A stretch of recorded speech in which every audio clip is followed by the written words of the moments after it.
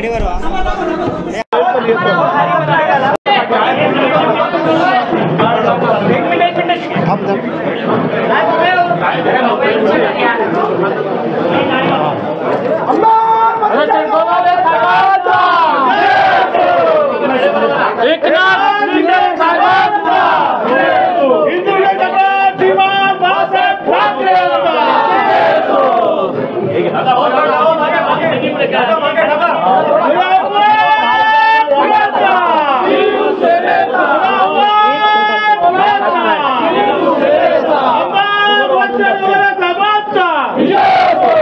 Hello हाँ चंद्रकांत बोल ये शंकरला सांग रे गाडी आहे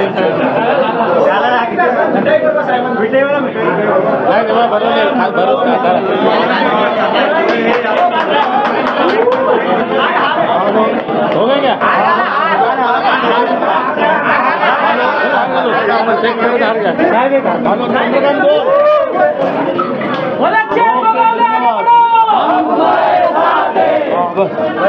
चंद्रकांत बोल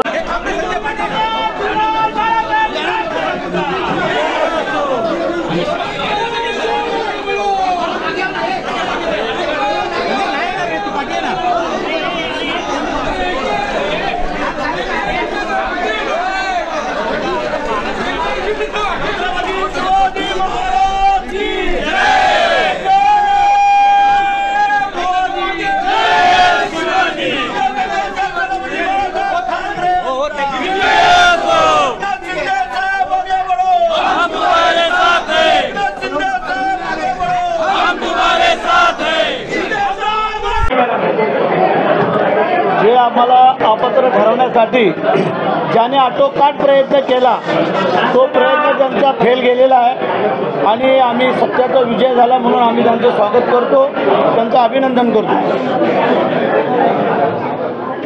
मात्र आता विरोधक आक्रमक होत आहेत, ठिकठिकाणी निदर्शनं केली जात आहेत. निकाल मान्य नाही कुठेतरी नार्वेकरांनी एकेरी बाजू घेतल्याचा आरोप सुद्धा उद्धव ठाकरे. त्याने त्यांचं काम करू तर आम्ही आमचं काम करू. अध्यक्षांनी योग्य निर्णय दिलेला आहे, सगळ्यांनी मान्य केलेला आहे. तेव्हा जो काय निर्णय आहे त्यांना चॅलेंज करायचं, त्यांनी चॅलेंज करू द्या, त्या चॅलेंज आम्ही स्वीकारतो. मात्र हां ठीक ते काय आता त्यांना काहीतरी बोलणं आहे, त्याच्याशिवाय त्यांचे कार्यकर्ते कसे काय थांबतील. जर आज ते काहीच जर बोलले नाही आमच्या विरोधात तर मग त्यांचे कार्यकर्ते त्यांच्यासोबत राहतील का? राहिले ते पण येतील ना, म्हणजे उद्यापासून सुरू आहे. मात्र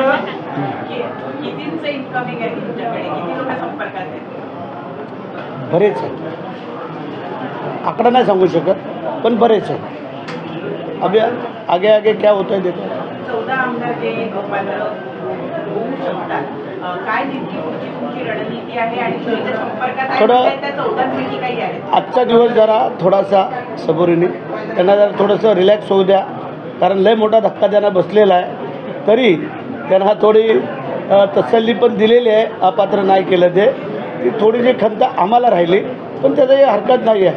त्याचं आता आम्ही मुख्यमंत्री, आमचे काही वरिष्ठ नेते, आम्ही सगळे मंडळी थोडंसं डिस्कस करतो आणि पुढे निर्णय. प्रतोद म्हणून तुम्हाला विधानसभा अध्यक्षांनी मान्यता दिलेली आहे, याबद्दल काय सांगाल? आणि खरी शिवसेना ह्याबद्दल मी काय सांगावं असं तुम्हाला वाटते मला सांगा.